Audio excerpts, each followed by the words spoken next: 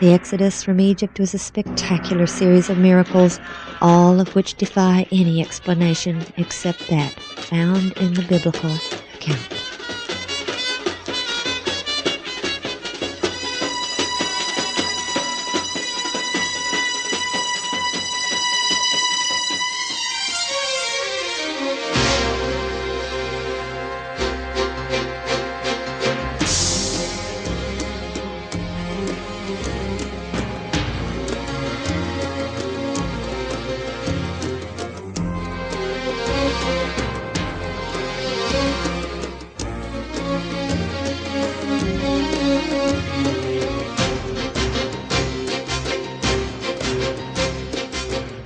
The story of the Exodus conjures up visions of ancient Egypt in all its glory.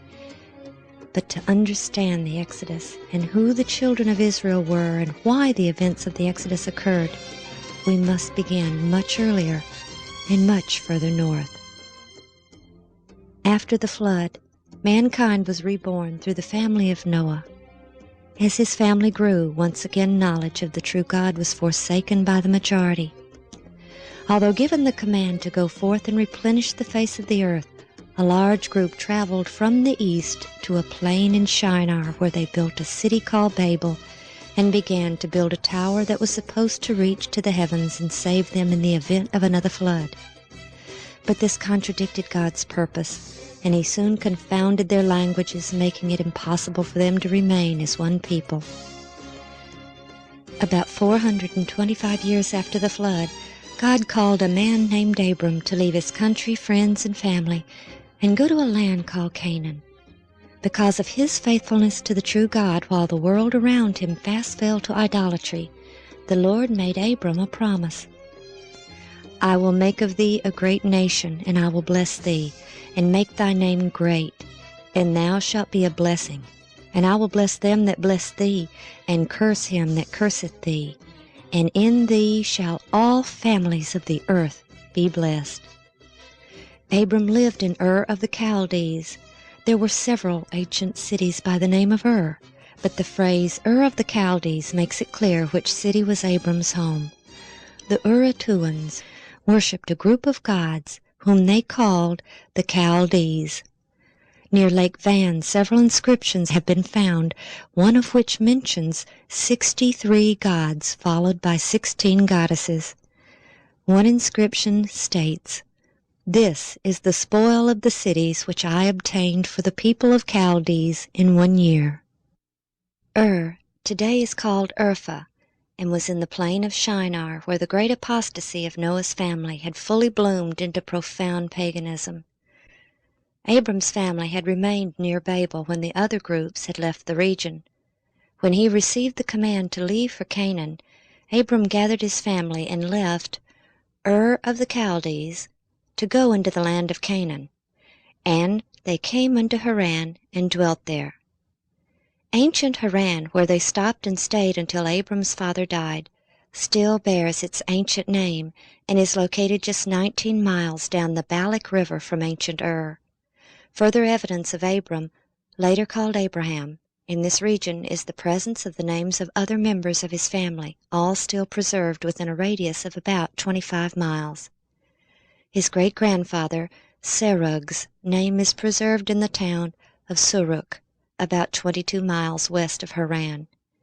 And between Haran and Urfa is Tel Terahi, which means the ruin of Terah, who was Abraham's father. And of course Haran was the name of Abram's brother, who was the father of Lot. Slowly at first, in Canaan Abraham's family grew. His son Isaac bore 2 sons, Jacob and Esau. It was Jacob who would inherit the position of patriarch at Isaac's death, and it was his sons and grandsons who would one day formally become the nation called Israel. Among the 12 sons of Jacob, one was especially favored by him, Joseph. And unwisely Jacob showed his favor by bestowing upon the boy a special coat of many colors, which caused great jealousy among the other sons. Their jealousy was made even greater by the dreams that Joseph had and shared with his family, dreams which indicated that he would one day occupy a position of great authority and that the others would bow down unto him.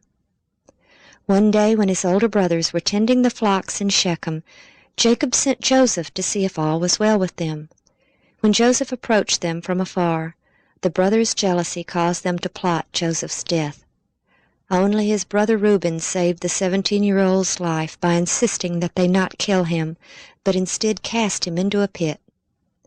Stripping him of his special coat, they did so, and when a company of Ishmaelites taking spices and balm to Egypt approached, they decided to sell their brother as a common slave to these men for 20 pieces of silver. But in spite of the horrendous betrayal and ordeal this young man suffered, Joseph remained faithful to the God of his fathers and became a shining light in a land of darkness. He accepted his life in this foreign land among a heathen nation and became a trusted servant to a high-ranking official of the Pharaoh. Then Joseph was falsely accused of a terrible crime and was imprisoned. When all hope must have appeared lost, he was summoned to interpret the Pharaoh's dreams. The interpretation of those dreams by Joseph had warned of an impending 7-year famine, which was to follow a 7-year period of plenty. Deeply impressed by the young man, Pharaoh asked Joseph's advice on what to do to avert a great nationwide calamity, and because of the wisdom displayed in his reply, the Pharaoh appointed him to collect the grain and prepare for the famine. So grateful was the Pharaoh to Joseph and his God that he appointed Joseph to a position second only to the Pharaoh. "Thou shalt be over my house, and according unto thy word shall all my people be ruled. Only in the throne will I be greater than thou." And it was through the obedience of Joseph that a special haven for the descendants of Abraham was provided. During the famine, Joseph's brothers came to Egypt to get grain. There Joseph recognized his brothers whom he had long ago forgiven. After he had tested them, he revealed his identity to the shocked and fearful sons of Jacob. When they realized Joseph intended no harm to them in spite of their grievous deed, they obeyed Joseph's command that they bring their father and entire family to Egypt. During the famine, Joseph had bought all the land of Egypt for the Pharaoh except for land grants made to the various priests, and allowed the people to live on the land and return 1/5 of their increase to the king. When Jacob's family arrived, the Pharaoh honored Joseph by bestowing upon them the right to live in the best of the land of Egypt, the land of Goshen, which was the beautiful and fertile Nile Delta. It is also called the land of Ramses, or Ra, the Creator, the sun god. And it was here that God's chosen people would grow and thrive, from the 70 souls who came with Jacob until they became a great multitude. Though many have claimed there is no evidence of the story of Joseph in ancient Egypt, on an island just below the first cataract of the Nile, an ancient inscription written around the 4th century B.C. was found which claimed to be a copy of a document written by Pharaoh Djoser more than 1,000 years earlier. It is the story of a land grant made by the Pharaoh to the priests of the god Num. It tells of 7 years of famine and 7 years of plenty, how Pharaoh had a dream and consulted his chancellor for help. It contains most elements of the 7 years of famine and 7 years of plenty story, although they were corrupted in this account written over 1,000 years after the event took place. But most importantly, the priests who wrote this inscription were relying upon the land grants made by this Pharaoh to justify their claim to some land. They were not writing what they believed was an ancient myth. They obviously believed the land grants made by Pharaoh Djoser to still be valid and of enough authority to still be in effect well over 1,000 years later. And Joseph bought all the land of Egypt for Pharaoh. Only the land of the priests bought he not, for the priests had a portion assigned them of Pharaoh. Ancient Egyptian records list Djoser as the 16th Pharaoh of Egypt, and historians have classified him with the so-called Third Dynasty. His chancellor, named Imhotep, was first known through the writings of the Egyptian historian Manetho, who in the 3rd century B.C. wrote, During Djoser's reign there lived a man named Imhotep who had the reputation of the Greek god of medicine and who invented the art of building with hewn stone. The legends attributed to Imhotep were so incredible that he was considered to be mythical until this century, when excavations at Djoser's pyramid complex revealed the base of a statue with the name Djoser on it and the name Imhotep, with his long list of titles, one of which was Chief under the King, a title which first appears with Imhotep and also was first bestowed upon Joseph. Imhotep was also the architect of Pharaoh Djoser's pyramid and surrounding complex, a veritable city within a city of incredible beauty and extremely advanced in design. Built on the plateau of Saqqara adjacent to ancient Memphis, the pyramid within the complex is the first ever built in Egypt. Ron Wyatt spent a great deal of time here searching for evidence which might shed light on the biblical account. Such an event as the famine described in the story of Joseph and the distribution of grain to the other countries would have required a major facility and system of organization. When the famine came and Joseph's brothers came from Canaan to get grain from Egypt, we are told that they went to Joseph, which indicates that he personally oversaw the distribution, at least to those coming from foreign countries, and this would mean that there was certainly a central location or granary to which the foreigners came. The complex at Saqqara contains 11 massive pits, which even the Egyptians are at a loss to explain. They are not tombs, for all tombs were underground and carefully sealed, while these were accessible from the surface, and they are extremely large. But most fascinating is the fact that they are all connected by chutes. Ron believes these were the grain storage pits of the 7-year famine. As grain was removed from one pit, grain from the other pits flowed through the chutes, making the grain always accessible from one location.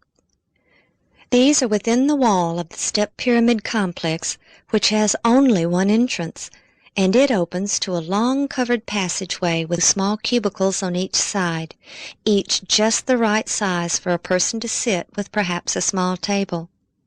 The narrow, singular entrance would have allowed only a few people to enter at a time. There was no doubt in Ron's mind that this was the main center of grain distribution on a massive scale.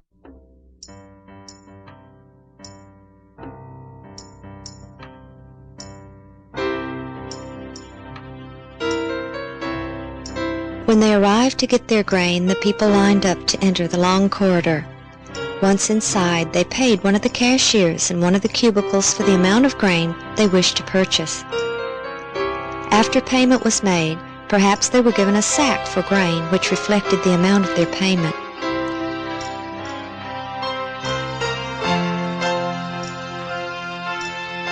Then they proceeded through the corridor, straight to the area of the grain bins.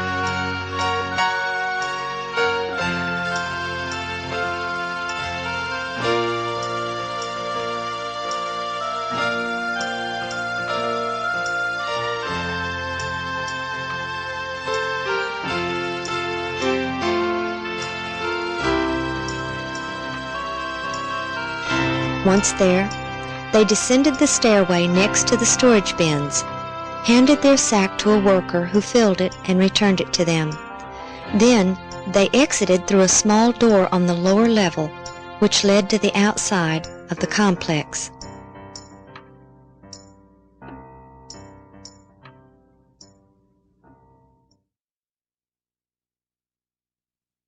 When the pits were first excavated, bits of grain still remained in them, but the official explanation was that it was the remains of food placed in graves for the deceased. However, as we mentioned, these bear no resemblance to any ancient Egyptian tombs, but they do bear a marked resemblance to pits identified as grain storage bins in other ancient civilizations. During the 7-year famine, Egypt gained great wealth and prominence among the nations through the selling of the grain. The Egyptians who lived in their cities along the Nile had little to do during the famine, since they had a 7-year supply of grain to rely on, and were able to devote their time to the building projects of the Pharaoh, not as slaves, but as grateful subjects.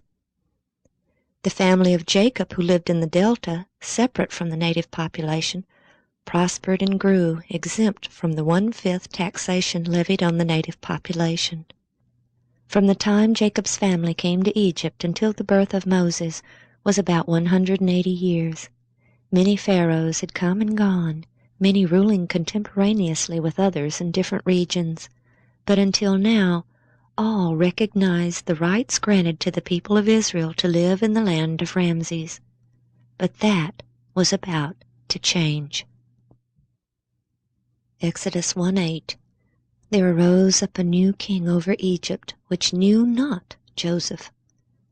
Israel had remained a separate race from the Egyptians, and had grown and prospered to such an extent that they were viewed as a potential enemy nation right in the midst of Egypt. But the Pharaoh didn't want to banish the Israelites because they were skilled craftsmen, adding great wealth to the nation.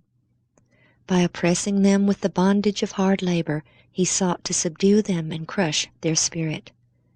When this failed, the king then sought to decrease their number by issuing a decree that every Hebrew male born alive was to be cast into the river and drowned. It was at this time that Moses was born, and hid by his mother in an ark of bulrushes, placed in the river, and rescued by the Pharaoh's own daughter.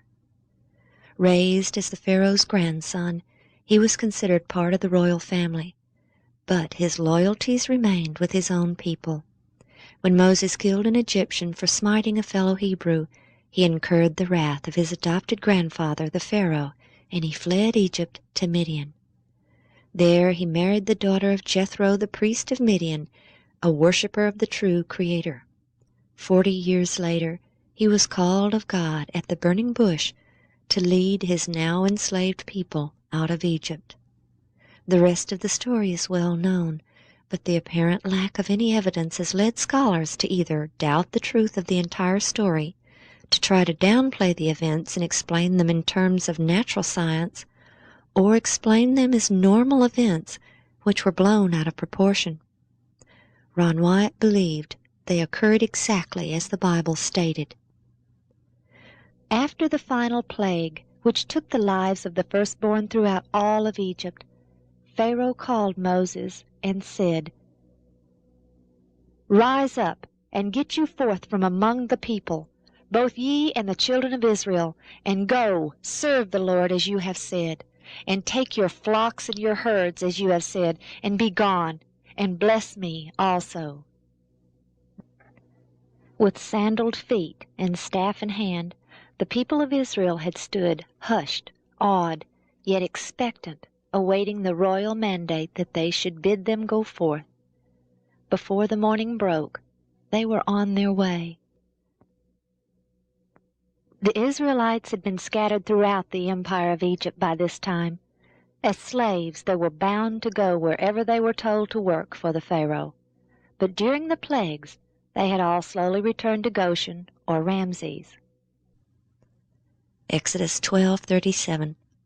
And the children of Israel journeyed from Ramses to Succoth.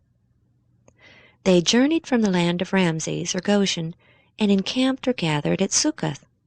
When the people were given the feast of unleavened bread, God told them, "For in this selfsame day have I brought your armies out of the land of Egypt. Therefore shall ye observe this day in your generations by an ordinance forever." This scripture clearly told Ron that they left Egypt that very day, and that Succoth was outside of Egypt proper. Many Egyptologists and scholars agree that the ancient Egyptian frontier fortress, called Tharu or Thaku, was ancient Sukkoth of the Exodus account, as it corresponds linguistically with the Hebrew word.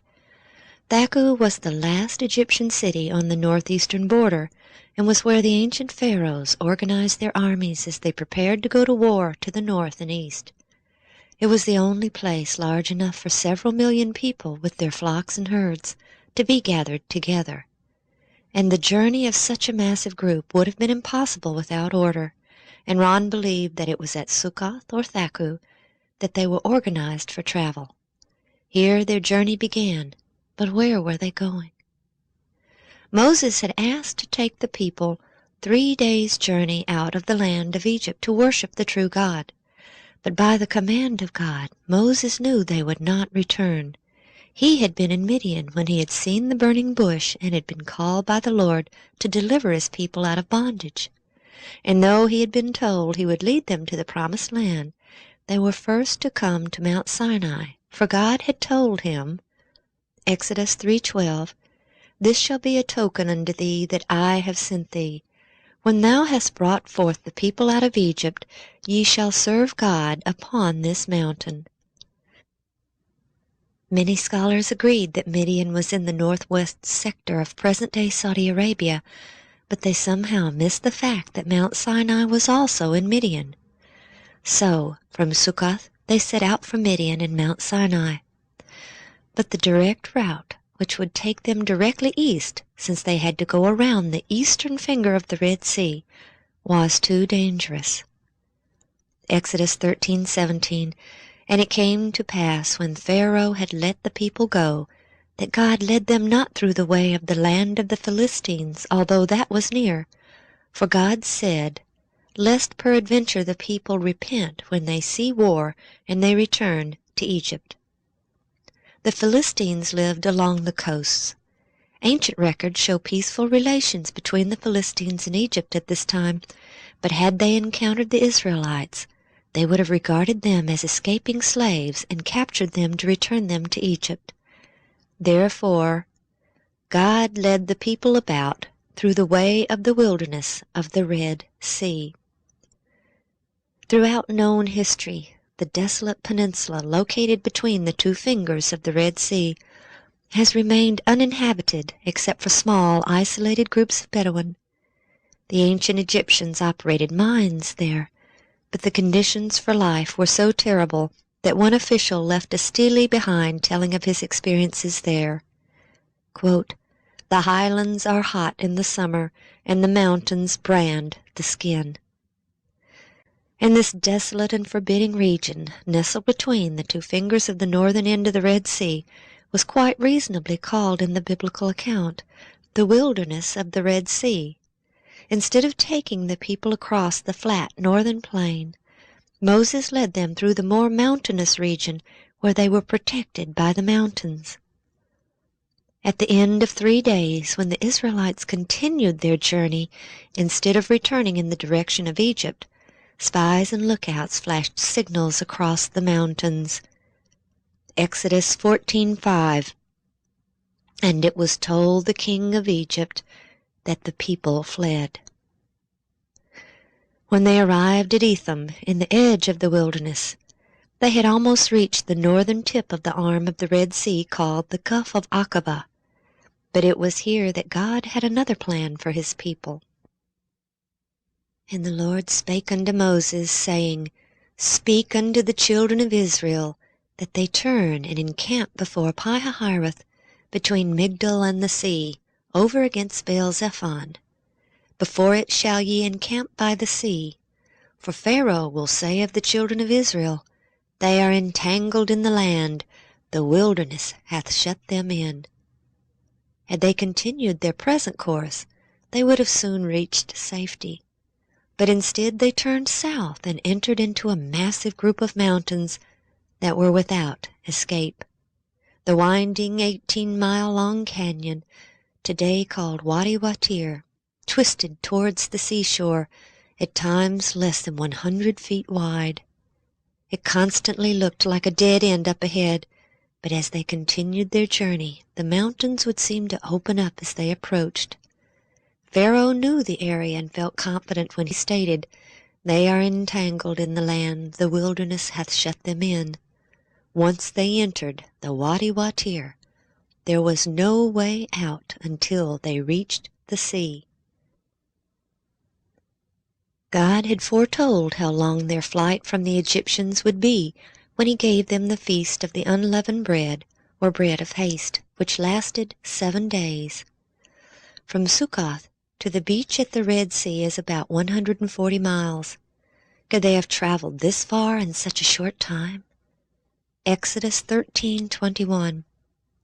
And the Lord went before them by day in a pillar of a cloud, to lead them the way, and by night in a pillar of fire to give them light, to go by day and night. Traveling both day and night, they would have had only to average about 1 mile per hour, or 24 miles a day, to reach the sea in 6 days. Once they arrived at the sea, they encamped, but in great fear, for here they certainly felt trapped. Stories of the ordeal must have been passed down through many generations, for 1,500 years later the Jewish historian Josephus wrote, quote, "For there was a ridge of mountains that terminated at the sea, which were impassable by reason of their roughness in their flight." The enormous beach at present-day Nueva is certainly large enough to have held several million people in their flocks. And to the south, the mountains extend to the sea, making further travel impossible. When Ron first explored this beach in 1978, he saw the mountains of which Josephus wrote that blocked further travel to the south. To the north he found the very ancient remains of an old Egyptian fortress, most likely built as an outpost for troops assigned to protect the Egyptian mine workers in the region from attacks from the north. The old structure remained in use for many, many years, as it had been repaired many times. Ron believes this was Pi-Hahiroth. Many people believe that the parting of the Red Sea could only have occurred at a place where it is relatively shallow. Perhaps that is why most people believe it took place at the Gulf of Suez, which is quite shallow compared to the Gulf of Aqaba, which in some places is 5,000 feet deep. It is also about 8 miles across from the beach at Nueva. The few bathymetric maps Ron was able to find showed that the depths from the Nueva beach to the opposite shore reached a maximum of about 900 feet, gently sloping, while on each side there were sheer drops to about 5,000 feet. There certainly appeared to be an underwater path which could have been traveled with the water removed. When Ron and the boys first came to Nueva, they went to the south end of the beach. There Ron found a Phoenician-style column lying in the sand near the water's edge. Examining it, he saw that there were no inscriptions still legible. Water erosion had damaged it beyond any repair. At that time, the Sinai was being occupied by the Israelis, and they were in the process of using dynamite to level part of the mountains that reached the Gulf in order to drive their tanks along the coast. Ron pointed out the fallen column to an army officer, and the next time he returned, he found they had moved it back from the beach and set it in concrete. He would later learn the significance of that lone column. He and the boys then donned their scuba gear and began to investigate what may lie beneath the waters of the crystal-clear Gulf. The biblical account told of Pharaoh's army being drowned when the parted waters rushed together, and Exodus 14:24 further tells that the Lord, quote, "took off their chariot wheels, that they drave them heavily." On the first dive, Ron found chariot wheels preserved by the coral which had attached to it. He found an axle with portions of each wheel still present, one lying flat and the other extending several feet above the ground. These chariot wheels were very difficult to see and recognize because they are covered in coral, and the portions that were not covered have disintegrated. Most wheels he found had 6 spokes. However, he found several 8-spoked wheels. He removed this one and took it to Nassif Hassan, who was then head of antiquities in Cairo. With no hesitation, he told Ron it was from the 18th dynasty. Thinking his answer a bit quick and perhaps too casual, Ron inquired how he could make such an identification upon first sight. Mr. Hassan explained that the ancient Egyptians only used the 8-spoked wheel at one time in all their history, during the 18th dynasty. In February of 1988, he found this gold 4-spoked chariot wheel in the same general area. There is no coral on the main part of the wheel, because coral doesn't attach to gold, only around the hub area where some wood was exposed when it came off the chariot. While the style of this wheel is similar to that found on the walls of ancient Egyptian tombs depicting chariot making, it also bears a resemblance to ancient Assyrian chariot wheels, which also provides a very important evidence.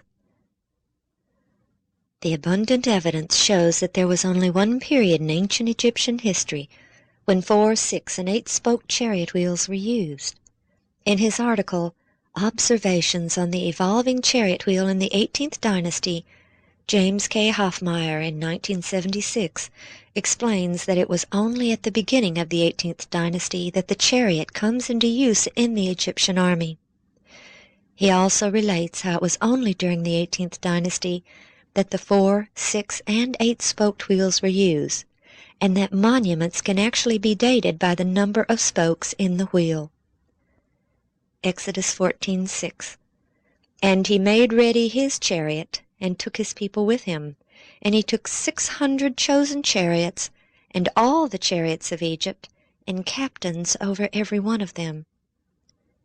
The Pharaoh took with him every chariot in Egypt, his own, his captains who headed the divisions, and a group called his chosen chariots, which seemed to be in addition to his regular army. There is an inscription of Ramses Meriamun that tells that he had an army of 20,000 troops, which was divided into 4 divisions. This implies that each division consisted of 5,000 troops. But many times the Pharaoh took more than just soldiers into battle. The priesthood and the military were closely associated. The Egyptian government was a combination church and state, so to speak. There were many, many gods in ancient Egypt, but the ultimate god was the one represented as the sun and known throughout the various times as Amun, Aten, and Ra or Re, among other names. It was this ultimate god that the Pharaoh was considered the earthly embodiment of. The divisions of the army were named after the gods. For example, the first army, that of Amun, the army of Ra, the army of Ta, and the army of Sutek. When the army set out to war, elaborate ceremonies were performed at the temples, asking the various gods to give them victory over their foes. Then booty that was gained as a result of victories was dedicated to the priesthood and temples of the deities. All military victories were directly attributed to the favor of the gods. Many times, if an upcoming battle was considered to be particularly important or difficult, the priests of the various gods would accompany the army to the battlefield in hopes that the god or gods would show special favor in their endeavors. When the Pharaoh set out after the children of Israel, he had seen the power of the true God, the great I Am, during the terrible plagues. If the Egyptian army ever needed supernatural intervention by the hands of their so-called gods, it was at this time. Since the gold-veneered chariot wheel Ron found was on the Egyptian side of the gulf, this indicates that it was at the rear of the army. A priest who is not trained in battle would most certainly be in this position at the rear. Okay, we're out here at the beach that the Israelites came out on when they came out of the canyon system that they had been following by the leading of the cloud, and of course following Moses, who was following the cloud. And they came out on this beach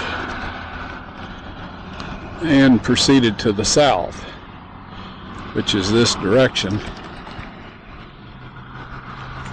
there was an old Egyptian fortress up to the left, Piharoth, and so they turned southward, and of course the cloud turned southward, and that was what they were following. Soon after entering this area, the Israelites set up camp beside the sea, whose waters presented a seemingly impassable barrier before them, while on the south a rugged mountain obstructed further progress. With all areas of escape blocked, the Israelites felt they were doomed. Suddenly they beheld in the distance the flashing armor and moving chariots, betokening the advance guard of a great army. As the force drew nearer, the hosts of Egypt were seen in full pursuit. Terror filled the hearts of Israel. Some cried unto the Lord, but far the greater part hastened to Moses with their complaints.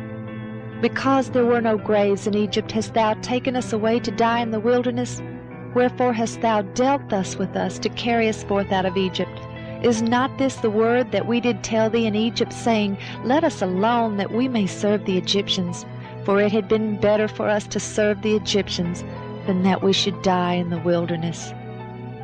It was not an easy thing to hold the host of Israel in waiting before the Lord. Lacking discipline and self-control, they became violent and unreasonable. They expected speedily to fall into the hands of their oppressors, and their wailings and lamentations were loud and deep. The wonderful pillar of cloud had been followed as the signal of God to go forward. But now they questioned among themselves if it might not foreshadow some great calamity, for had it not led them on the wrong side of the mountain into an impassable way? Thus the angel of God appeared to their deluded minds as the harbinger of disaster. But now, as the Egyptian host approached them, expecting to make them an easy prey, the cloudy column rose majestically into the heavens, passed over the Israelites, and descended between them and the armies of Egypt. A wall of darkness interposed between the pursued and their pursuers. The Egyptians could no longer discern the camp of the Hebrews, and they were forced to halt. But as the darkness of night deepened, the wall of cloud became a great light to the Hebrews, flooding the entire encampment with the radiance of day. Then hope returned to the hearts of Israel, and Moses lifted up his voice unto the Lord. And the Lord said unto Moses, Wherefore criest thou unto me? Speak unto the children of Israel, that they go forward. But lift thou up thy rod, and stretch out thine hand over the sea, and divide it, and the children of Israel shall go on dry land through the midst of the sea.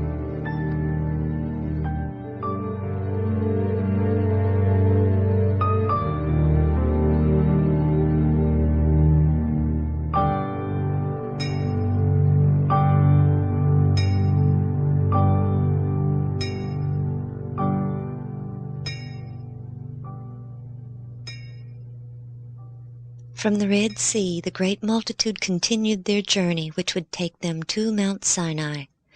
The Apostle Paul wrote in Galatians 4:25, For this Agar is Mount Sinai in Arabia. The traditional Mount Sinai in the Sinai Peninsula was identified as such by Helena, mother of Constantine. This Roman emperor, who converted to Christianity in 312 A.D., claimed to have had supernatural revelations and visions, some of which revealed to him the locations of several biblical events. He sent his mother Helena to the Middle East, where she pointed out the locations her son had seen in his visions. Then in 527 A.D., the Emperor Justinian built the monastery of St. Catherine's on the northwest slope of Jebel Musa in the Sinai Peninsula. On the site, he claimed that Helena had erected a small church 2 centuries earlier. The identification of this mountain rests only on a dream of a heathen convert who sent his mother to identify the mountain based only on his description over 1,700 years after the Exodus. When Ron found the chariot remains in 1978, He knew that the real Mount Sinai was in Arabia, just as Paul had written. He applied for a visa to enter Saudi Arabia and go to Jebel el-Lawz, the highest mountain in the rugged region along the eastern shore of the Gulf. But after 4 years of silence at his request, in January of 1984, he and his sons entered the country illegally by walking across the Jordanian border. Hitchhiking and hiring taxis, they made their way to Jebel el-Lawz. There Ron saw enough evidence to know he had the right mountain, but his excitement was soon dampened when a Bedouin in a pickup truck hastily drove up and told their driver they had to leave immediately for the border. When they arrived at the border, they were arrested. The charge, espionage for the State of Israel. Over and over Ron explained why he was there, and late one afternoon they took him in a helicopter and told him to show them where he believed the great multitude crossed the sea. He directed them to the beach directly opposite Nuweiba, where he could clearly see from the air. They landed, and close to the helicopter was a Phoenician-style column, still standing, with inscriptions in archaic Hebrew. The Saudis made numerous photos, chattering excitedly, and Ron explained that he believed it was erected in ancient times to mark the crossing site, and told them that he had found an identical one on the opposite shore, whose inscriptions had been eroded away since it had fallen in the surf. That column probably saved Ron and the boys' lives. It was the shred of evidence that gave his story credence. But it was 78 days before they were cleared of the bogus charges, which Ron later learned were phoned into the Saudi embassy by an acquaintance who had once worked with him on several projects. 3 weary Americans came home Monday night. Ronald Wyatt and his sons Daniel and Ronald Jr. returned to Nashville at the end of an amateur archaeology expedition that landed them in a Saudi Arabian jail. They entered Saudi Arabia illegally, searching for the site of the biblical Mount Sinai. Ronald Wyatt and his sons are with us in the studios of our Nashville affiliate WTVF to tell us all about it. Gentlemen, good morning. Morning. Mr. Wyatt, you there in the middle, and Yes. your sons on either side. Why did you, I didn't know that Mount Sinai was in Saudi Arabian territory. Why did you think it was? We found some chariot parts that looked like the chariots found in King Tut's tomb in the Gulf of Aqaba, west of this Jebel el-Lawz. We found these at depths from 60 feet out to 200 feet and over a stretch of about 1.5 miles. And we believe that that was the crossing site. And so in the biblical narrative, they arrived at Mount Sinai after crossing the Red Sea. The language in the Bible indicates that they stayed in a mountain, enclosed in a mountain. So an aerial map showed that this Jebel el-Lawz had a large valley enclosed in the rim of an ancient volcano. There's about 5,000 acres in there. We felt this was the place. And in Exodus 24:4 and in Leviticus 6:28, 11:33, and 15:12, it tells of some artifacts that were to be found. There was to be 12 pillars of stone and an altar and some pottery. And so this is why we looked at that particular mountain. Now, I know that you applied for a visa for about 4 years. It's very difficult to get into Saudi Arabia, and they turned you down, but then you decided to make a quick, and let's ask Daniel this, we'll give him a chance to talk, a quick jump across the border in Jordan and go in illegally. Did you think you could get in and out without being caught? I don't know. It seemed kind of risky to me. Yeah, I didn't think it sounded too easy. Ronald Jr., why do you think they let you go, finally? I'm not real sure. I guess they just found out that we weren't spies as they thought we were. They thought you were Israeli spies, right? Yeah, that's what we hear. Any torture, kind of interrogation? No, they just separated us and made sure our stories matched. Yes. During the interrogation period, we were interrogated by 3 separate groups, the Coast Guard and then the local General Investigating Group and then from the ministry. And the Coast Guard interrogation was a very frightening experience for people that we're totally inexperienced with spies and intrigue and all of this. Are you going to go back? We're not going back without the proper papers. The Wyatts, thank you very much for joining us from Nashville this morning. Welcome back. Thank you. Thank you. It's nice to be back. The Coast Guard is in charge of customs, and they were the ones that arrested us. They took us down to their Coast Guard headquarters, and we met some people there that were quite friendly at first, but we found that they weren't all this friendly. We went through some 3 different periods of interrogation, and the first was by this Coast Guard group. They had a general there that was commanding this, and he interviewed us or interrogated us through an interpreter. And I've never yet been quite convinced that the interpreter told him That's what you're saying. Right, yes. But anyway, after that, then we were interrogated by the General Investigating Office that was in charge of that area. I think their office is in Tobruk. And then after that, they sent some people out from the ministry. This is the kings from Riyadh, you know, the seat of the government, and had a few questions for us too. And during this time, of course, they kept us separated so we couldn't get our stories together or whatever. They didn't tell us a whole lot. We were held incommunicado. They declined allowing us to talk with a representative of our government, which international law requires that they do. And so we were pretty much in the dark. They would, after the preliminary or the main interrogation, periodically they would take one or the other of us up to this head honcho's office and ask us a few more questions. And I think they were getting these questions from their archaeology department. They were seeing if we really were archaeologists or if we were Israeli spies, which is what they accused us of being.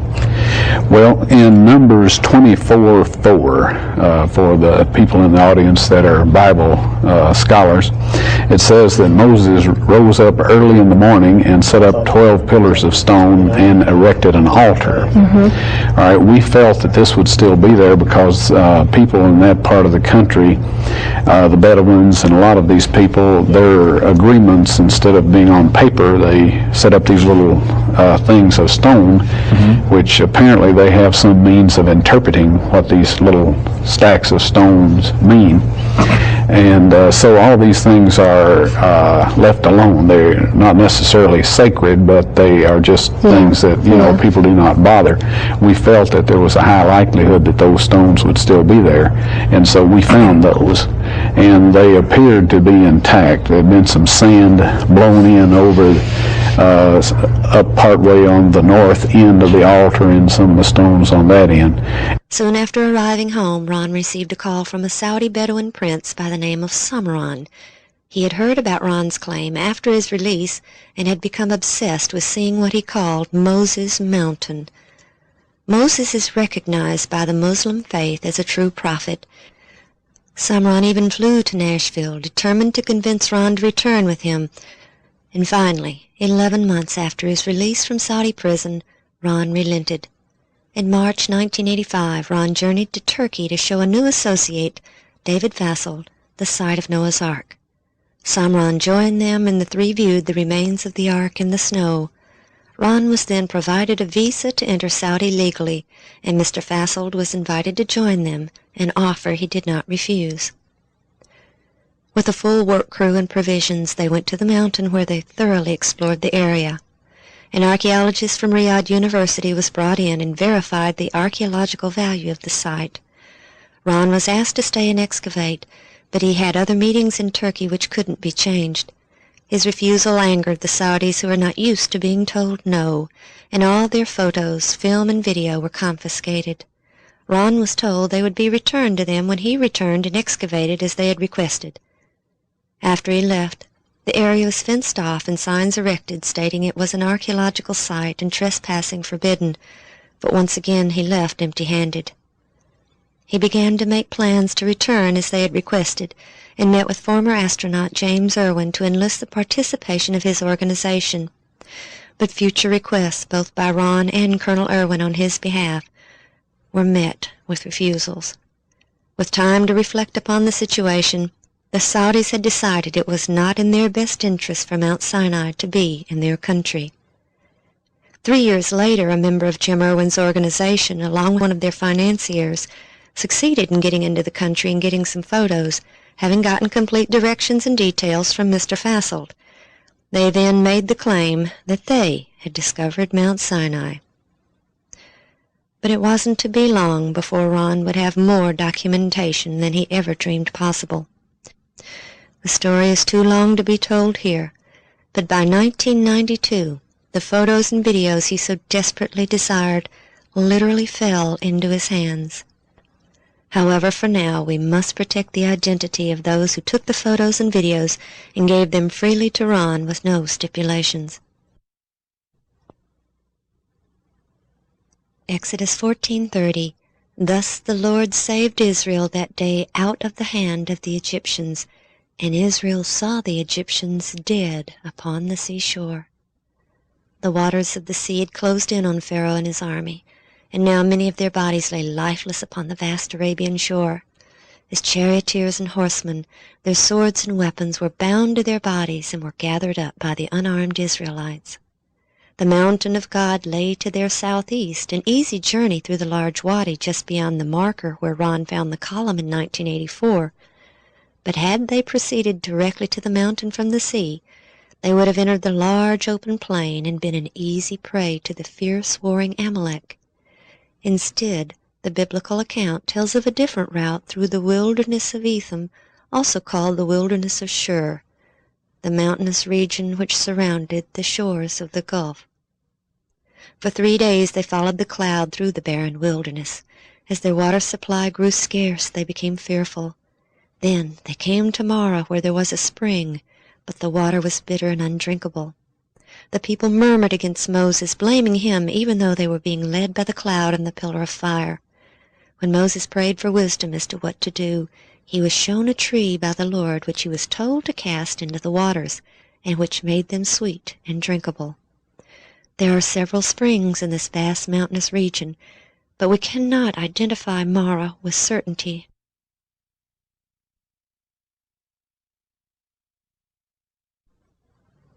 Their next stop was Elim, where there were 12 wells of water and 70 palm trees. Palm trees are extremely rare on this side of the Gulf, but here, spanning across a wide wadi, is an oasis with hundreds of palm trees and 12 wells of water, still used today. The 70 palm trees have proliferated into hundreds, but the fact that there are 12 wells which are today walled in concrete and still used in this extremely arid region is very strong evidence that this was Elim. The next stage of their journey is given in both Exodus and Numbers, which seem to contradict each other. Exodus says, "And they came to Elim, and they encamped there by the waters. And they took their journey from Elim, and came unto the wilderness of Sin." While in Numbers we read that they left Elim and encamped by the Red Sea, and from the Red Sea encamped in the wilderness of Sin. This seeming contradiction is easily explained now that the site has been located. For 3 days they had wandered through the mountainous region south of the crossing site. These mountains extend to the sea, making travel along the coast impossible. Then they came to Elim, located at the south end of these mountains. After drawing their water, the Israelites set up camp. Because of the great number of people and animals, they filled the wadi from Elim westward to the nearby Red Sea shore.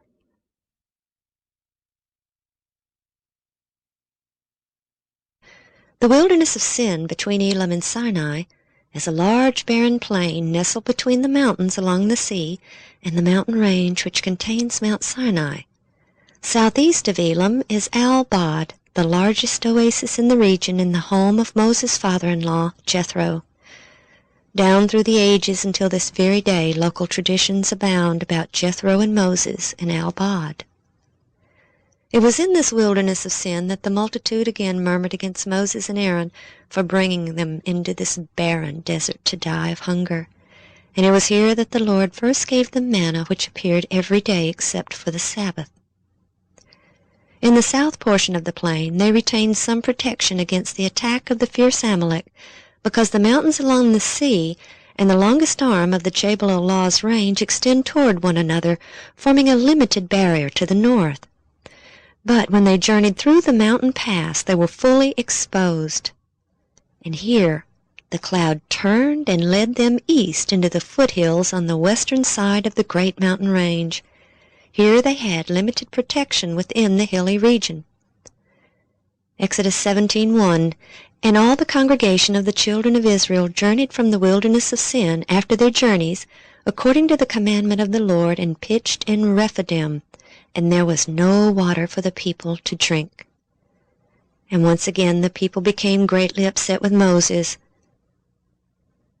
And Moses cried unto the Lord, saying, What shall I do unto this people? They be almost ready to stone me. And the Lord said unto Moses, Go on before the people, and take with thee of the elders of Israel, and thy rod wherewith thou smotest the river. Take in thy hand, and go. Behold, I will stand before thee there upon the rock in Horeb, and thou shalt smite the rock, and there shall come water out of it, that the people may drink. And Moses did so in the sight of the elders of Israel. Visible for many miles around, this large rock, about 6 stories in height, stands atop this hill over 100 feet above the plain. With the elders looking on, Moses climbed atop the rocky hill to the standing boulder and struck it with his staff. From within the wall of the crack, large streams of water flowed out into the plain. The channels this water cut into the rock is still visible between the large crack, and the direction of the water flow can be seen in the channels cut into the earth. The rock of the hill upon which the boulder still sits displays signs of water erosion. Then came Amalek and fought with Israel in Rephidim. Since the multitude was hidden only in the foothills as they traveled to Rephidim, the Amalek may have seen the cloudy pillar by day and fire by night, which may not have been visible while they traveled through the mountainous region. In Deuteronomy 25:18, Moses recounts the attack and how the Amalek, quote, met thee by the way, and smote the hindmost of thee, all that were feeble behind thee, when thou wast faint and weary.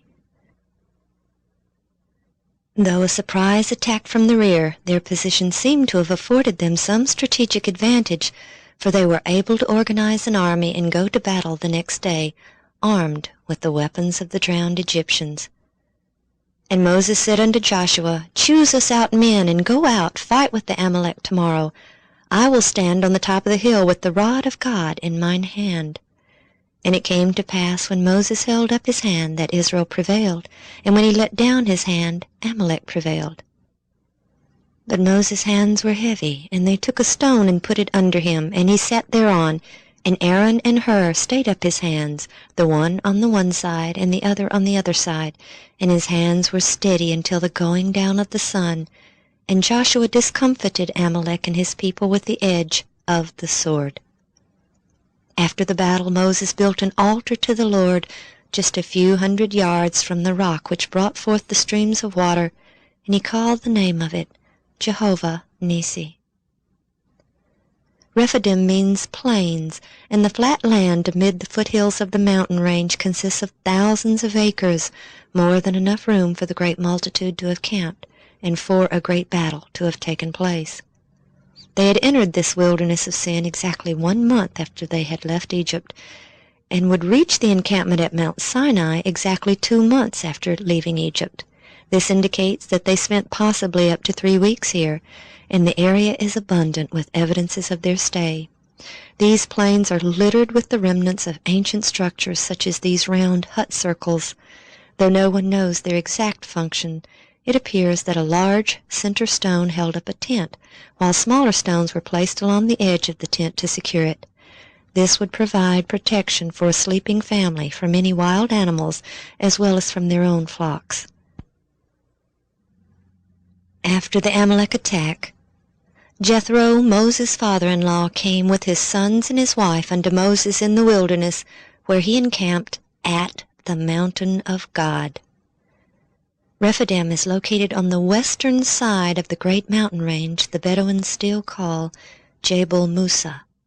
The split rock from which the water came forth was called the rock at Horeb.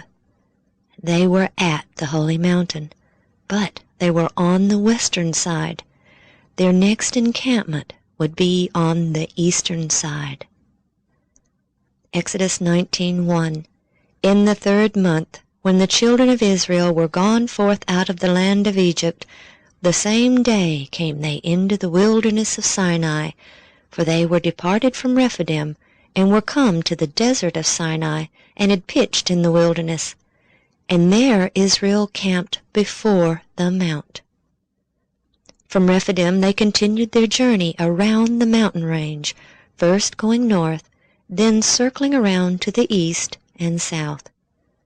As they entered the foothills on the eastern side, the rocky cliffs rose hundreds of feet on either side. Sandstone mountains were soon replaced by towering granite cliffs which rose to greater heights around them. Finally, they entered a massive plain surrounded by granite walls, which can be seen in this satellite photo.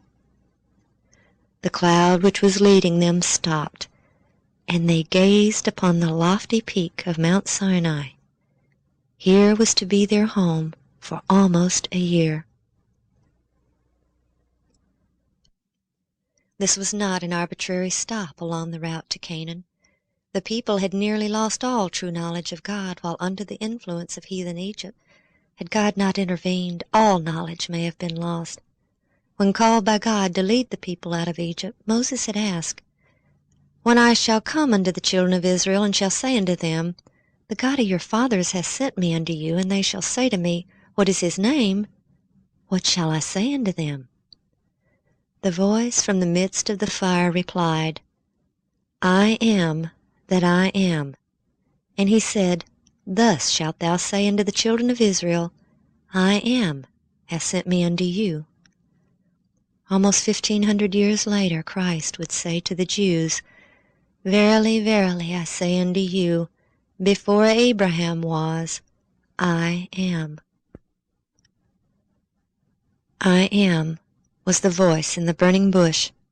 The knowledge of a coming Redeemer was known from the time Adam fell and the blood sacrifices were instituted which pointed to his death. Abraham knew and understood what had to occur, as Christ later said to the Jews, John 8:56, "Your father Abraham rejoiced to see my day, and he saw it and was glad." The events of the Exodus were part of the plan that had been decided in heaven, the plan of salvation for downfallen man, and at the mountain more details of that plan were about to emerge. God was personally intervening to prepare the people who were given the privilege of taking the knowledge of him to the world. As soon as they arrived, God spoke to Moses, Exodus 19:10, "Go unto the people and sanctify them today and tomorrow, and let them wash their clothes, and be ready against the 3rd day. For the 3rd day the Lord will come down in the sight of all the people upon Mount Sinai." Before the Lord came down upon the mountain in the sight of the people, he instructed Moses, Exodus 19:12, "Thou shalt set bounds unto the people round about, saying, Take heed to yourselves that ye go not up into the mount, or touch the border of it. Whosoever toucheth the mount shall be surely put to death."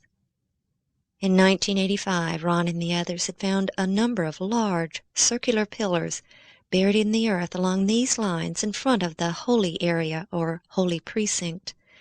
They are an average of 18 feet in diameter, spaced approximately 5 feet apart, and constructed with 2 walls built of stone. Loose rock was used to fill in between the inner and outer wall. Since they progressed from one side of the mountain to the other, Ron had theorized that perhaps they were the bounds erected by Moses. But at the same time he questioned why these pillars would contain double walls if they were only boundary markers.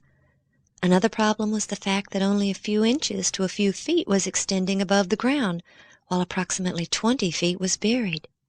These facts and other evidences led Ron to conclude that these were not the boundaries. He now believes that the bounds were stone walls constructed of black basaltic rock without mortar. In this region of millions of rocks, it is difficult to distinguish these remains when viewed close up. But from a distance their pattern becomes visible because of their dark color against the neutral tones of the earth. Once located from a distance, they could be recognized at close range. Though mostly crumbled today, they can be seen to follow along these lines. Once the bounds were erected, the people gathered at the foot of the mountain. While in Egypt they had been exposed to the heathen worship of the sun god known as Ra. Here the people would worship God while facing west, with their backs to the rising sun. And it came to pass on the third day in the morning that there were thunders and lightnings and a thick cloud upon the mount, and the voice of the trumpet exceeding loud, so that all the people that was in the camp trembled. And Moses brought forth the people out of the camp to meet with God, and they stood at the nether part of the mount. And Mount Sinai was altogether on a smoke, because the Lord descended upon it in fire, and the smoke thereof ascended as the smoke of a furnace, and the whole mount quaked greatly. I am the Lord thy God, which have brought thee out of the land of Egypt, out of the house of bondage. Thou shalt have no other gods before me. Thou shalt not make unto thee any graven image, or any likeness of anything that is in heaven above, or that is in the earth beneath, or that is in the water under the earth.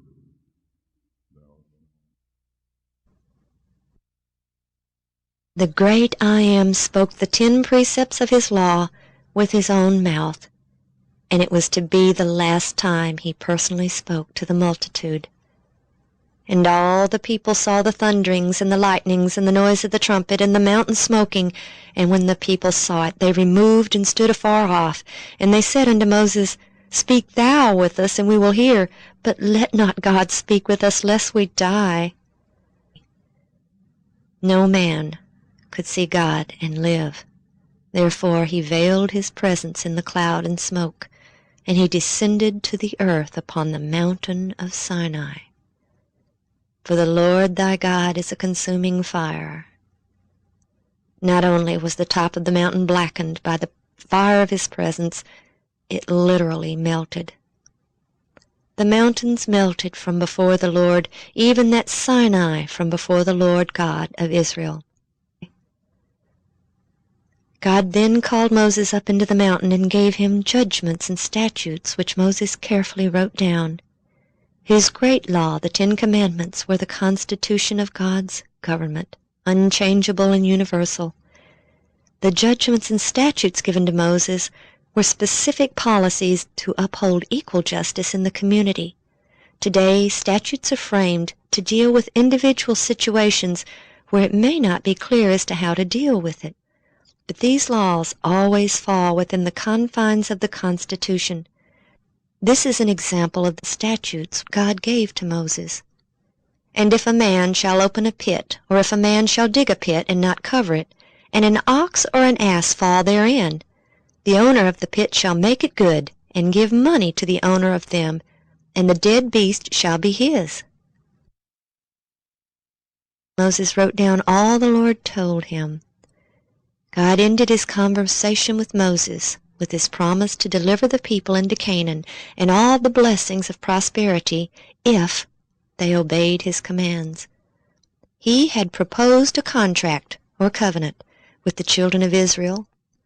Moses, as the liaison between God and the people, would present the terms of the contract to the people. Then they would decide if they accepted or declined. But first Moses was instructed to make certain preparations.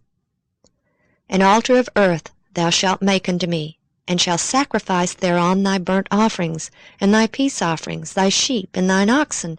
In all places where I record my name I will come unto thee, and I will bless thee. And if thou wilt make me an altar of stone, thou shalt not build it of hewn stone. For if thou lift up thy tool upon it, thou hast polluted it. Neither shalt thou go up by steps unto mine altar, that thy nakedness be not discovered thereon. At the foot of the mountain, in the holy precinct, just below the blackened peak that had trembled at the presence of God, Moses built an altar of unhewn stone, approximately 50 to 60 feet long and about 25 feet deep. It's about 4 feet high. Directly adjacent to this altar is a fenced area of the same approximate size which joins the altar. Though the structures are crumbled, it can still be seen that there are 2 entrances into the walled-in area, which is divided into 2 equal sections by a freestanding wall which extends lengthwise down the center. And he sent young men of the children of Israel, which offered burnt offerings and sacrificed peace offerings of oxen unto the Lord. And Moses took half of the blood and put it in basins, and half of the blood he sprinkled on the altar. Based on the layout of the altar and adjacent structure, it appears that an orderly system was devised for making the vast number of offerings that would have resulted from a population close to the size of the 5th largest city in the United States. The young men led the live animals near the altar. Each animal was then slain, its blood carefully gathered into vessels which were given to Moses or the priests. The young man then picked up the dead animal and entered the corridor, waiting in turn to give the animal to the priest administering the offerings at the altar. This done, he then turned and left by the other corridor, exiting at the doorway. Beside the altar, Moses erected 12 pillars according to the 12 tribes of Israel. From Abraham, then Jacob, down through the ages, this practice of setting up pillars to commemorate agreements continued. As late as 1886, the Apache warrior Geronimo surrendered himself and his band of warriors to the United States Army after reaching an agreement that they would be allowed to live with their families. When the agreement was concluded with General Miles, Geronimo set up a large stone on a blanket as a witness to their treaty.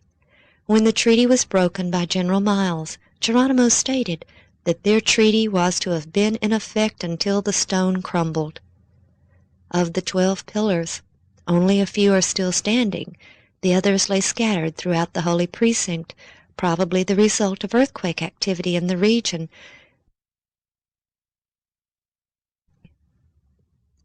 When the sacrifices were made, the terms of the contract or covenant were presented to the people.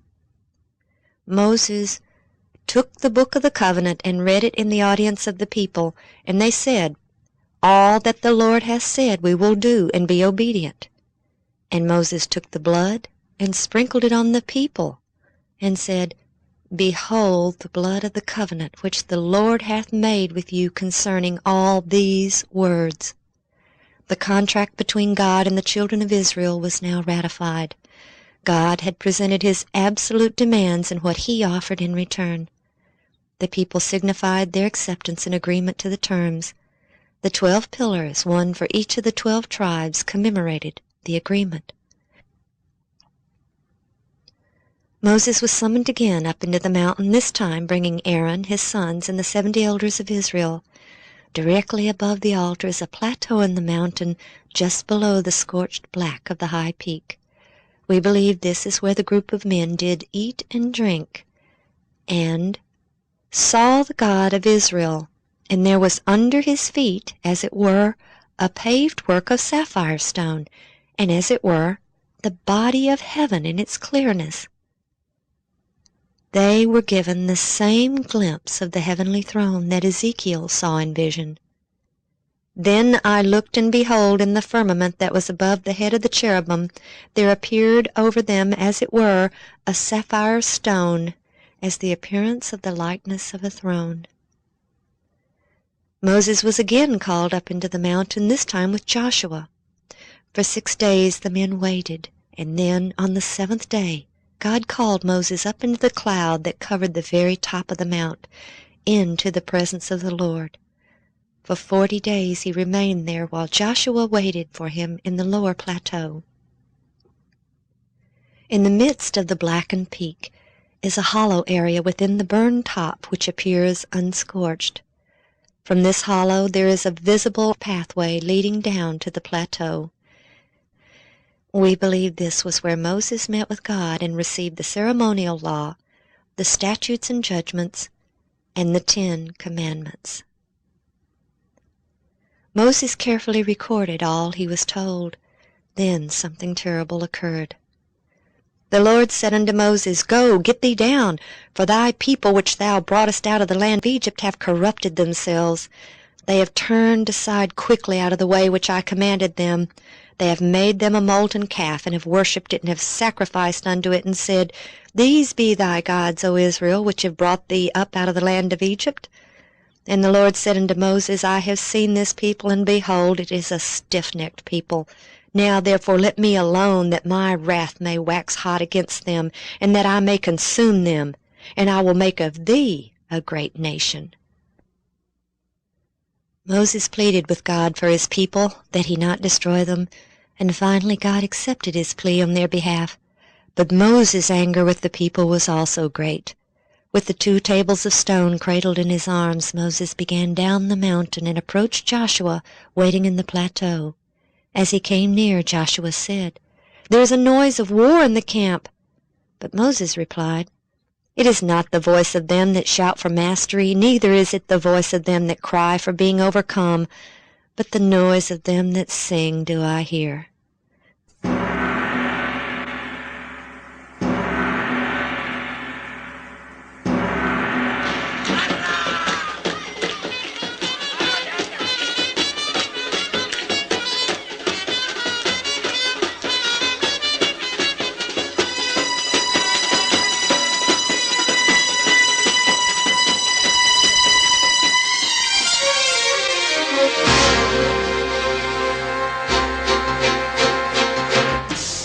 And it came to pass, as soon as he came nigh unto the camp, that he saw the calf and the dancing, and Moses' anger waxed hot, and he cast the tables out of his hand, and brake them beneath the mount.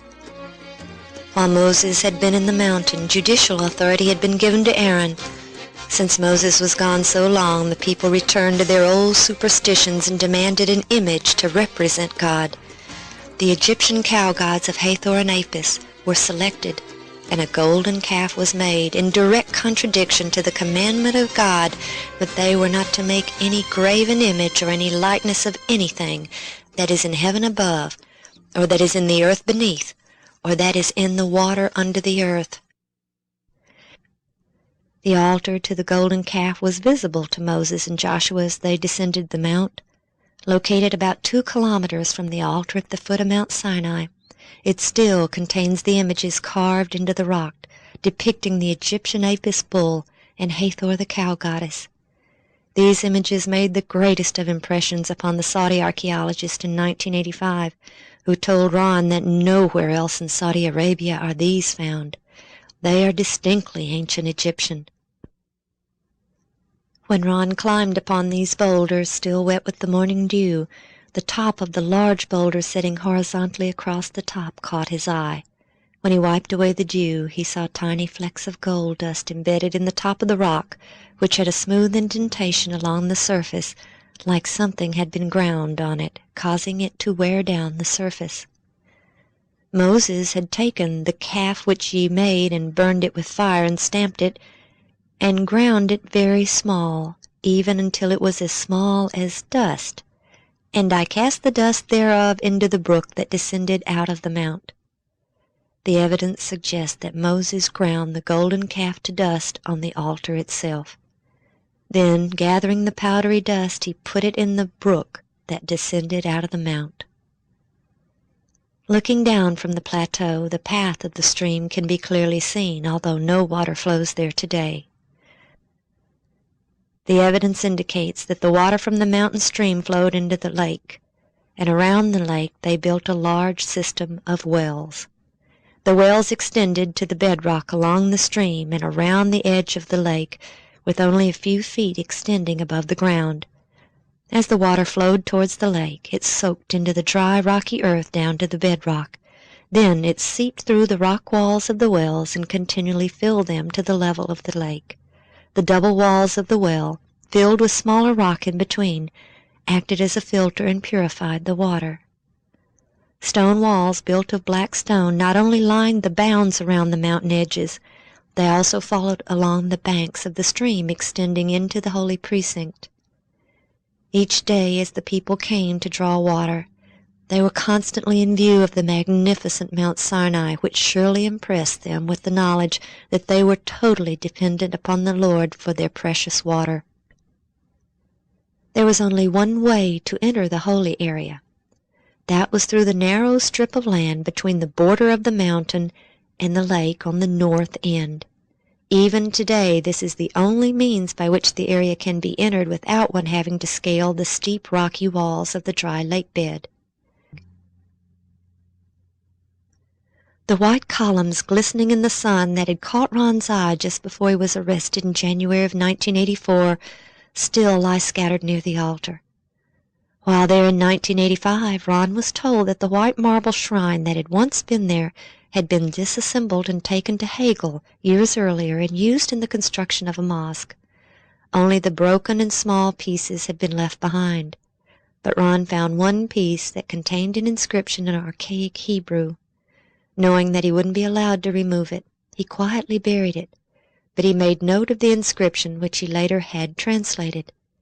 The inscription, though incomplete, was very similar to that one on the column on the beach, and contained Solomon's name, Mizraim, or Egypt, and Moses, which indicated to Ron that Solomon had also erected these items to commemorate the great event of the Exodus. And the Lord said unto Moses, Hew thee 2 tables of stone like unto the first, and I will write upon these tables the words that were in the first tablets, which thou breakest. For 40 days and nights Moses again stayed atop the mountain, and the Lord wrote the 10 Commandments, this time on the stones Moses had prepared. When he returned to the camp with the tables of stone, his face glowed with supernatural light, and the people were afraid to come near him. So he veiled his face and gathered the congregation to tell them all that God had told them. Let them make me a sanctuary that I may dwell among them, according to all that I show thee, after the pattern of the tabernacle, and the pattern of all the instruments thereof, even so shall ye make it. The ordinance of the sacrificial system, or ceremonial law, was made up of symbols pointing to the future Messiah, to his sacrifice and his priesthood. The solemn service of the sanctuary typified the grand truths that were to be revealed through successive generations. The cloud of incense ascending with prayers of Israel represented his righteousness that alone can make the sinner's prayer acceptable to God. The bleeding victim on the altar of sacrifice testified of a Redeemer to come, and from the Holy of Holies the visible token of the divine presence shone forth. The sanctuary was patterned after things in the heavens, holy places which were figures of the true, as Paul explained. The room that contained his earthly throne, the mercy seat, was called the most holy place and represented the throne of God in heaven. There I will meet with thee, and I will commune with thee from above the mercy seat, from between the 2 cherubim which are upon the ark of the testimony. Beneath the mercy seat, within the ark of the testimony, were the tables of stone written by God's own finger and spoken by his own lips in the hearing of all of Israel. Thus was signified that God's government rested upon these laws, the complete standard of righteousness, and that they would be enforced throughout eternity. When the tabernacle and its furnishings were completed, instructions were given on the manner of the encampment. In the center of the camp, the tabernacle was set up. Around it on the north, south, and east were the tents of the Levites who had the care of the tabernacle and the services therein. On the west side were the tents of Moses, Aaron, and his sons. Afar off from these, The other tribes were assigned to the north, south, east, and west. Beyond can be seen the vastness of the camp of the Israelites. About 10 miles in length from north to south, it's approximately 6 miles wide. To the west and north, it is shielded by the sheer cliffs of the mountain range. To the east and south, it is surrounded by the smaller dark hills, giving it the appearance of a massive ancient volcanic rim. The mixed multitude which had left Egypt with them was not allowed in the camp itself, and we believe they made their camps in the smaller plain to the east, which was separated from the main camp by the lower dark-colored mountains, which also resemble the rim of an ancient volcano. And here was home to the great multitude for almost a year. Here in this desolate region was an entire nation unto itself, sustained completely by God. The manna which fell here long ago ceased, but one very precious evidence remained. The Bible tells us about the manna. The people went about and gathered it, and ground it in mills, or beat it in a mortar, and baked it in pans, and made cakes of it. The broken millstone that was found in the camp did not belong to any of the handful of Bedouin who still roam through the area today. Their diet consists largely of dates, figs, camel's milk, and camel's meat. There is no grain here, no wheat, no corn. There is nothing to grind. But over 3,000 years ago, a whole nation of people daily ground manna in mills, and one of those broken millstones was left behind.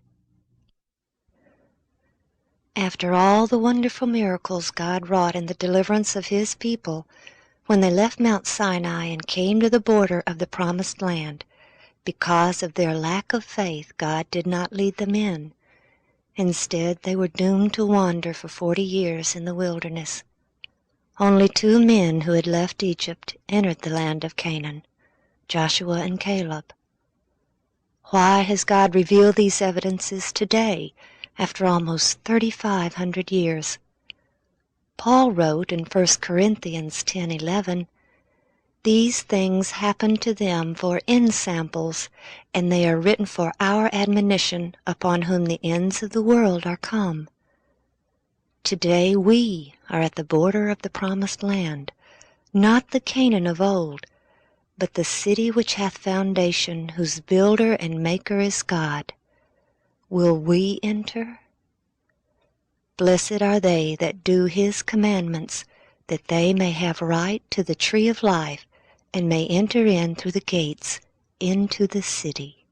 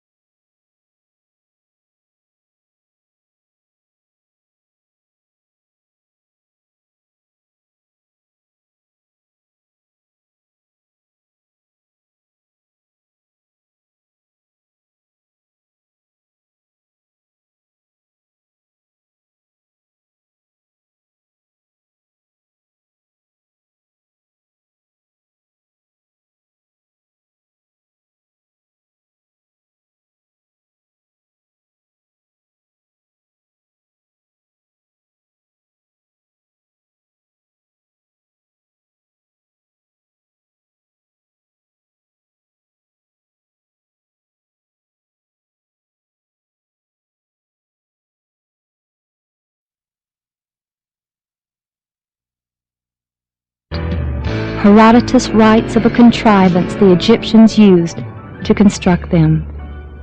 Quote, "The method employed was to build it in steps, or, as some call them, tiers or terraces.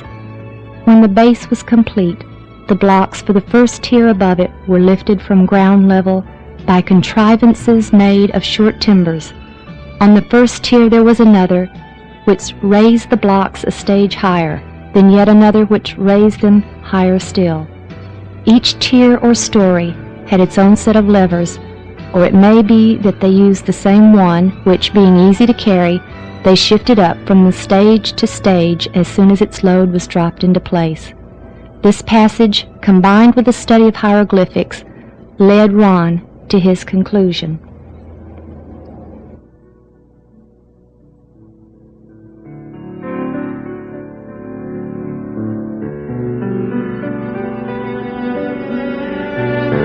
Allowed to construct one of these machines on a pyramid, he demonstrated to the head of the Department of Antiquities in Cairo, Nasif Mohammed Hassan, its operation.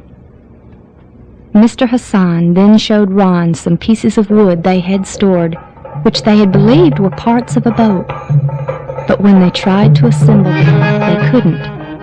So they simply placed them in storage. As they examined these pieces, they now knew what they were.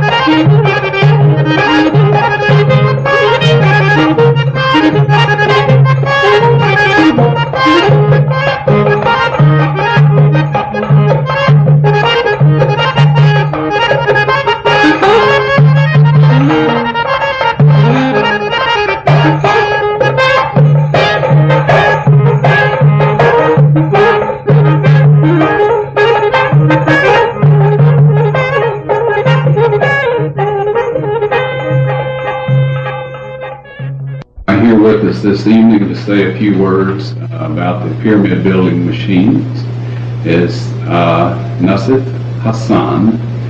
He's the Director of Antiquities in Egypt, and he will give you an idea of what he believes about these, how the pyramids were built. I'm very glad to see that this machine, which Mr. Wyatt showed me, and I think they used something like that.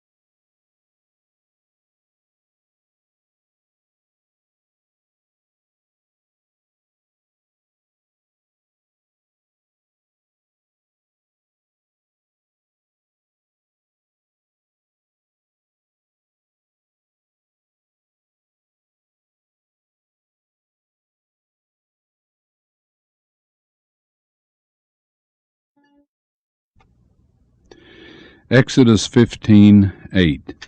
And with the blast of thy nostrils the waters were gathered together. The flood stood upright as an heap, and the depths were congealed in the heart of the sea. Now, while we aren't saying that God is limited in the way he can accomplish his purpose, we're suggesting that should he have directed a jet stream down into the sea at the crossing site, blowing from east to west, that this would have driven back the sea and frozen it in place. And the word congealed in Exodus 15:8 agrees with the thought of the water freezing. And then as the pillar of fire passed through between the Israelites and the Egyptians, it could have melted the ice to the point that it gave way when the Egyptian army was in the sea and the Israelites out on the other side.